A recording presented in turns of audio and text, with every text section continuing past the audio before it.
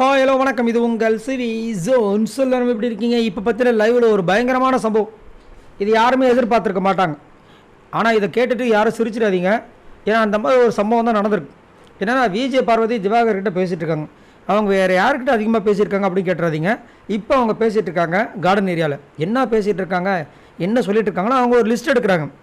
யாருன்னா இந்த big pass வீட்டுக்குள்ளே சீசன் 9 வீட்டுக்குள்ளே யாரெல்லாம் டாக்ஸிக்கான கண்டஸ்டன்ஸ் யார் அப்படின்ற மாதிரி ஒரு லிஸ்ட் எடுக்கிறாங்க. திவாகர் வந்துட்டு இப்போதைக்கு பார்த்தீங்கன்னா விஜய் பார்வதியோட கைபொம்மையாக மாறிட்டார். ஏன்னா அவங்க என்ன சொல்கிறாங்க, ஆமாப்பா கரெக்டாக சொல்கிறீங்கப்பா, இப்படி தான் இருக்கார்.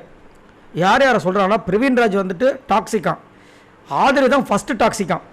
யார் விஜய் பார்வதியை பொறுத்த வரைக்கும் ஆதிரை ஃபஸ்ட்டு டாக்ஸிக், ரெண்டாவது பிரவீன்ராஜ், மூணாவது கெமி, நாலாவது கமருதீன், அஞ்சாவது வினோத்தை சொன்னோன்னு முதல்ல அவர் மறந்துட்டார். அண்ணா வினோத்ண்ணே, ஆமாப்பா வினோத்து பண்ணுறாங்க. இப்படி மாறி வந்துட்டு டாக்ஸிக் கண்டஸ்டன்ஸ் யார் அப்படின்ற மாதிரி ஒரு லிஸ்ட்டு எடுத்து வைக்கிறாங்க.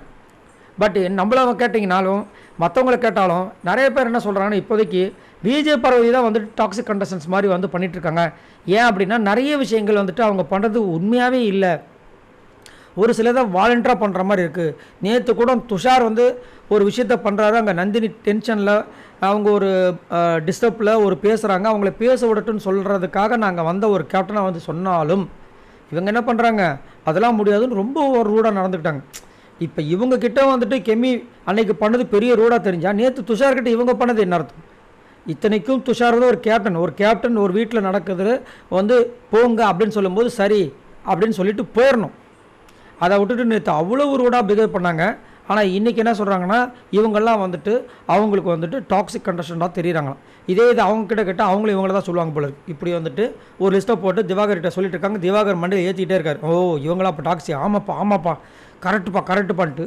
சரி நீங்கள் உங்களோட கருத்தை சொல்லுங்கள். இங்கே விஜய் பார்வதி இந்த மாதிரி வந்துட்டு டாக்ஸிக் கண்டஸ்டன்ஸ் சொல்லிட்டு ஒரு லிஸ்ட்டு கொடுத்துருக்காங்களே, இந்த லிஸ்ட்டில் இருக்கவங்கலாம் கரெக்டாக டாக்ஸிக் கண்டஸ்டன்ஸ் தானா, இல்லை விஜய் பார்வதி சொன்ன மாதிரி இதுவும் இருக்குங்க, இன்னும் ஒரு சில பேர் இருக்காங்க அவங்களையும் சேர்த்துக்குங்க அப்படின்னா அவங்களாம் யாருன்னு நீங்கள் நினைக்கிறீங்க?